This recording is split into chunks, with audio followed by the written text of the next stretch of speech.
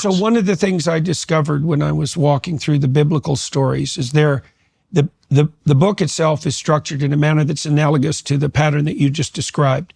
So what happens in the biblical stories is that a sequence of stories are put forward that each circulate around a form of high order goal. So yes. I'll give you an example. So in the story of Noah, for example, the voice of the divine in the story of Noah is characterized as the intuition that calls the wise to prepare when trouble is brewing, right? So that's God for Noah, because Noah is described as a man who's wise in his generation. So he's the sort of person you'd go to for advice. And his ability to intuit is well developed in consequence of his practice of wisdom. And everyone recognizes that. And now he has a powerful revelation or intuition that all hell's about to break loose and he should take appropriate steps. And that's his faith in God. But God in that, the highest goal, you might say, in that story is this intuition of the wise to prepare in the face of disaster. Okay, that's very different than the God that makes himself manifest to Abraham. Yes. So Abraham is someone who's resting on his laurels and who's privileged at the beginning of the story. His parents are wealthy, yes. And there's no reason for him to lift a finger. And God comes to him as the voice of adventure. And God says to him, it's very cool. This is the covenant, by the way. And I'm sure you'll see the relationship between this and what you're doing in your seminars. God comes to Moses as a spirit of adventure, and he offers him a bargain, which is the covenant. He says, if you leave your zone of comfort, if you move away from your father's tent, if you move away from what's familiar to you, and you do that voluntarily, and you make the sacrifices necessary as a consequence, this is what will happen. What does the future hold for business? Ask 9 experts, you'll get 10 different answers. Bull market, bear market, inflation up, inflation down. Can someone please invent a crystal ball? Well, until then, over 41,000 businesses have future-proofed their operations with NetSuite by Oracle, the #1 cloud ERP, bringing accounting, financial management, inventory, and HR into one fluid platform. With one unified business management suite, there's one source of truth giving you the visibility and control you need to make quick decisions. Think about it. With real-time insight and forecasting, you're essentially peering into the future with actionable data. When you're closing your books in days instead of weeks, you're spending less time looking backward and more time focused on what's next. For any business owner looking to streamline their operations, NetSuite is the solution I'd recommend. Whether your company's earning millions or even hundreds of millions, NetSuite helps you respond to immediate challenges and seize your biggest opportunities. Speaking of opportunity, download the CFO's Guide to AI and Machine Learning at netsuite.com/JBP. This guide is free to you at netsuite.com/JBP. Again, that's netsuite.com/JBP. If you persist long enough, because it took you like 98 to have his first kid, right? Yeah, exactly. But he didn't give up. He just kept moving forward. It didn't matter if he made mistakes. He kept moving in the right direction. Yes, and that's partly the element of his faith. Okay, so the deal is your life will become a blessing to you.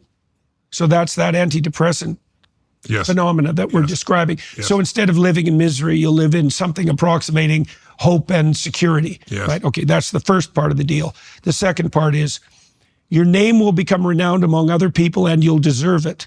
Mm-hmm. So that's a good deal because people want social status and they want the security and the capacity to cooperate and compete peacefully that goes along with that. It's a fundamental, it might even be the fundamental human aim, but it's at least a fundamental human aim.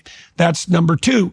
Number 3 is it'll give you your best shot at establishing something of multi-generational permanence, right? So that's a good deal because, you know, one of the things that people want when they search for what's meaningful is that they say, well, I'd like to do something that lasts or matters. Yes, exactly. Yeah, okay, so that's the third thing. And the fourth thing is you'll do it in a way that'll be of a benefit to everyone else. So it's not a zero-sum game. Yes. And so it's so cool, this story, because what it does is align the calling of adventure, so that would be that calling or pull, with those 4 outcomes. Okay, but then there's a meta move in the which gives you more reasons, because we'll always do more for those we love than we will for ourselves. Right. That's the beauty of being human. That's humanity at its best, right? Yes, that's why you want to think through, if you do have an aim, what the benefit would be to the people that you love and to your community. That's right. Because it anchors it. Okay, the meta claim in the juxtaposition of these narratives, this is so cool, is that the voice that tells the wise to prepare in the time of crisis and the call to adventure are manifestations of the same distal goal. Yes. So you could imagine that the ultimate uniting goal brings all the underlying potential stories together. Yes. And then that's developed through the biblical corpus. And in the New Testament, that's fleshed out completely, because the claim in the New Testament is something like the embodiment of the Spirit that's characterized in multiple ways in the Old Testament is made manifest as the willingness for voluntary self-sacrifice in service of the highest goal. Yes. And that's what's acted out in the Passion story. Yes. And that seems to me to be precisely accurate, is that there's that, because you said yourself earlier, that a goal that is only serving your own, so to speak, narrow and proximal motives isn't one that's going to last. It has to be anchored in multiple ways, and it has to be worthwhile. But there is this insistence I think this is the monotheistic hypothesis, actually, is that there is a distal aim that unites all subordinate aims, and if you can ally yourself with that, you become something approximating an unstoppable force. 100%. Yeah, that's where all the energy comes from. Because there's so much. I look at it this way. You can call it God or you can call it life, whatever I prefer God, but still, life supports whatever supports more life. So as an individual with my own goals, take your bees, the bumblebee could be selfishly going after just the nectar for itself, if you want to call that selfish, but then what attaches to its legs is pollen, and that's why we have more flowers, right? So there's a certain amount of benefit by anyone's individual desire of the Father, right? It's like with that desire is the ability to fulfill it if you can persist and discover. But I found that, I believe, that when your desire is to serve something more than yourself, first of all, you get out of yourself, so there's no more the internal anxieties and fears. That's for sure. You're not there. Well, those are, that concern, thoughts of yourself and neurotic suffering are so closely allied statistically that you can't separate them. So if you are thinking about your narrow self, that's the definition of misery. 100%. Right? Yeah. It's amazing. The mind is it's distorting, deleting, and generalizing. It's a reduction system, so that all this input doesn't overwhelm us. So what happens? That reduction system makes us not experience some aspects of life. We only get this feel.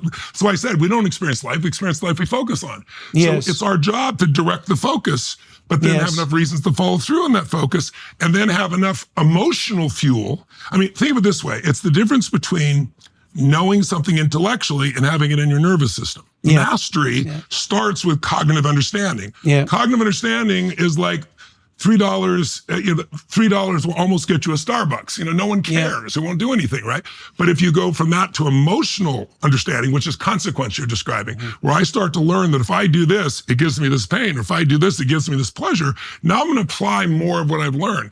Well, my goal is to get down to physical mastery, where it's so in your body, memory level. And that's what you're able to do with immersion after day after day. That's right. You don't have to think about it anymore. It just happens. When I went to drive a stick shift car the first time, I don't know your experience, but mine was overwhelming.